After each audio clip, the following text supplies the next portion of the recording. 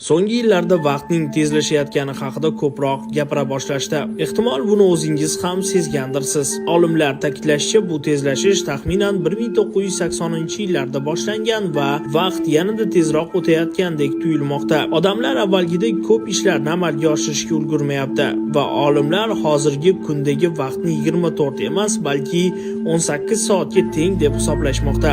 Hozir 40 yoshli odamlar avvalgidek 30 yoshdagilar kabi ko'rinadi.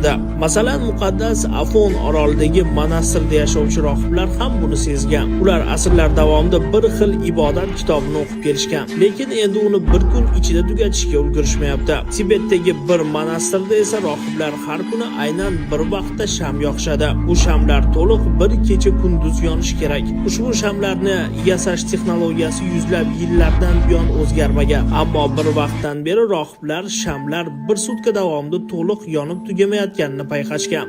Siz ham vaqtning tezroq o'tayotganini sezganmisiz? Fikringizni izohlarda yozib qoldiring.